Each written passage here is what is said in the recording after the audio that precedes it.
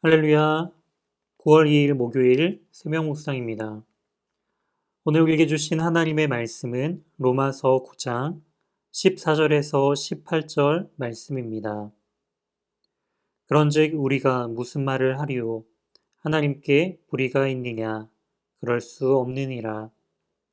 모세에게 이르시되 내가 긍휼히 여길 자를 긍휼히 여기고 불쌍히 여길 자를 불쌍히 여기리라 하셨으니 그런즉 원하는 자로 말미암음도 아니요 다른 박질하는 자로 말미암음도 아니요 오직 긍휼히 여기시는 하나님으로 말미암음이니라. 성경이 바로에게 이르시되 내가 이 일을 위하여 너를 세웠으니 곧 너로 말미암아 내 능력을 보이고 내 이름이 온 땅에 전파되게 하려 함이라 하셨으니 그런즉 하나님께서 하고자 하시는 자를 긍휼히 여기시고 하고자 하시는 자를 완악하게 하시느니라. 아멘. 오늘 본문을 중심으로 하나님의 관심보다 더 큰 사랑은 없다라는 제목으로 하나님의 말씀 증거하도록 하겠습니다. 오늘 본문은 하나님의 주권에 관한 내용이 기록되어 있습니다. 공동체 안에서 어떠한 사항을 결정할 때 우리가 논의와 또한 많은 상의를 거쳐서 때로는 의견을 절충하기도 하고 또한 가장 이 공동체적으로 유익한 것이 무엇일까 고민을 하면서 선택을 할 것입니다. 이러한 결정 과정 가운데 발생되는 절차 중 가장 중요하게 여기는 게 바로 의견을 서로 수렴하는 것이죠. 충분한 의사 발휘와 또한 고민을 함께 나누는 이런 과정이 매우 중요하기 때문입니다. 그런데 오늘 본문에서 하나님의 선택은 어떠한 상의가 서로 일어나는 것이 아닌 모든 결정의 시작과 끝이 바로 하나님께 있음을 알 수 있습니다. 이러한 하나님의 이 주권에 대한 사람들의 반응은 과연 어떠했을까요? 사람의 결정이 아닌 바로 하나님의 결정하심에 전적으로 순종하면서 그것에 대해서 감사함으로 반응한 것이 아니라 바로 이러한 하나님의 결정이 불의하다라는 반응이 일어나고 있음을 볼 수가 있죠. 이러한 상황 속에서 바울은 14절에 하나님께서는 불의가 있을 수 없다라고 말하고 있습니다. 그러면서 구체적인 그 구약의 인물을 이제 대조하면서 말씀을 이어가고 있는데요. 첫 번째로 등장하고 있는 인물은 모세입니다. 15절과 16절 말씀을 다시 한번 살펴보도록 하겠습니다. 모세에게 이르시되 내가 긍휼히 여길 자를 긍휼히 여기고 불쌍히 여길 자를 불쌍히 여기리라 하셨으니 그런즉 원하는 자로 말미암음도 아니요 다른 박질하는 자로 말미암음도 아니요 오직 긍휼히 여기시는 하나님으로 말미암음이니라.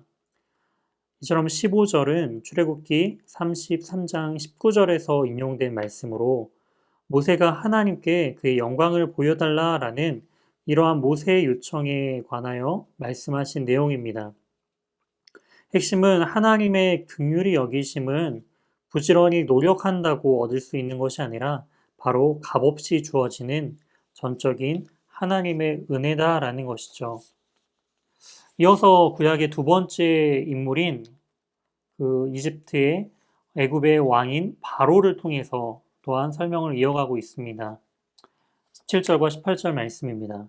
성경이 바로에게 이르시되 내가 이 일을 위하여 너를 세웠으니 너로 말미암아 내 능력을 보이고 내 이름이 온 땅에 전파되게 하려 함이라 하셨으니 그런즉 하나님께서 하고자 하시는 자를 긍휼히 여기시고 하고자 하시는 자를 완악하게 하시느니라. 15절에서 16절을 통해 하나님의 긍휼을 설명했다면 이제 17절과 18절을 통해서 하나님의 긍휼은 바로 차별이 있다라는 것을 설명하고 있습니다. 즉 하나님께서는 긍휼을 베푸시기도 하시지만 또한 반대로 완악하게 하실 수도 있다라는 바로 하나님의 주권에 대하여서 설명하고 있습니다. 더 정확한 의미로 이 완악하게 한다라는 그러한 뜻은요. 바로 완악한 상태로 내버려 두심을 또한 의미하고 있습니다. 바로는 자신의 허영심과 죄에 가득 차서 하나님의 그 심판의 경고를 듣고 또한 10가지의 그 재앙을 받음에도 불구하고 그의 마음이 완악한 상태 가운데 지금 가고 있는 것을 또한 알 수가 있습니다. 그리고 하나님께서는 바로의 그러한 이 완악한 상태로 그 내버려 두심을 통해서 바로는 결국 더 큰 죄악 가운데 빠지고 더욱더 완악한 상태로 나아가는 것을 또한 볼 수가 있습니다. 본문은 이 모든 것이 바로 하나님의 주권에 속해 있다라고 설명하고 있죠.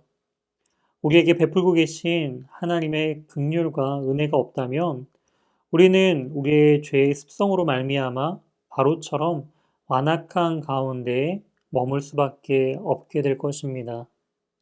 이처럼 하나님의 그 신실하심을 우리가 굳게 믿고 하나님의 긍휼하심을 경험하고 또한 성령의 인도함을 받는 그러한 복된 삶을 살아가는 저와 우리 연희교회 성도님들 되시길 주님의 이름으로 소망합니다. 함께 기도하시겠습니다. 하나님 감사합니다. 우리를 주님의 긍휼 가운데 택하시며 완악한 우리를 붙들어 주신 그 주님의 그 은혜의 말씀을 우리가 더욱더 오늘 본문을 통해 깨닫습니다.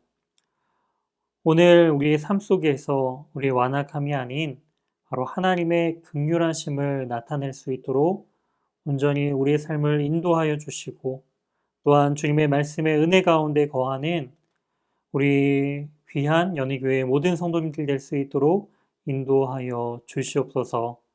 이 모든 말씀 우리를 긍휼히 여기시며 사랑으로 우리를 대속하신 우리 주 예수 그리스도의 이름으로 기도드립니다. 아멘. 다음 기도 제목을 가지고 함께 기도하시겠습니다. 오늘 말씀을 기억하며 나를 긍휼히 여기신 하나님의 사랑에 늘 감사하며 주님의 자녀로 쓰임받는 복을 누리게 하소서라고 함께 기도해 주시기 바라고요. 또한 이어서 수험생들을 위해 기도해 주시기 바랍니다. 9월 10일부터 본격적으로 진행되는 수시 모집에 수험생들이 시험 준비에 최선을 다하고 주님을 의지하는 겸손한 마음으로 준비하게 하소서.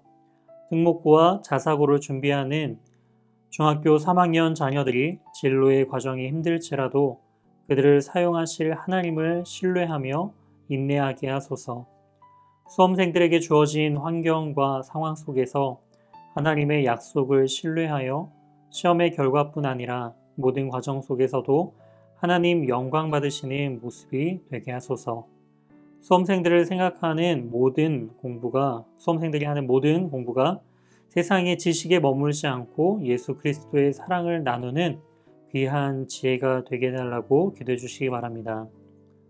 이어서 박재훈 담임 목사님에게 하나님의 은혜와 능력이 충만하여 연희교회를 잘 이끌어 가실 수 있도록 또한 동역하는 교육자들에게 맡겨주신 사역들 잘 감당하며 나아갈 수 있도록 이를 위해 함께 기도해 주시기 바랍니다. 이어서 필리핀에서 사역하고 계시는 함영용 이석재 선교사님의 가정과 사역을 위해 기도해 주시기 바랍니다. 필리핀 팬데믹 상황이 나아져서 대면 수업과 성경 공부와 주일 예배가 속히 회복되게 하소서. 2021년과 2022학년도 학생들이 많이 등록할 수 있게 하소서. 성적 우수 장학생 10명이 모두 채워질 수 있게 하소서. 교문 오른쪽 담장 보수공사가 속히 마무리될 수 있게 하소서. 중단된 체육관 공사가 속히 재개될 수 있게 하소서. 이를 위하여 또한 함께 기도해 주시기 바랍니다. 이어서 이수자 권사님 고관절 통증으로 건강상 어려움을 겪고 계십니다. 건강이 빨리 회복될 수 있도록 함께 기도해 주시기 바랍니다. 마지막으로 또한 함께 공동의 기도 제목으로 기도하고 있는 수험생들을 위해서 함께 기도해 주시기 바랍니다. 다 같이 기도하시겠습니다.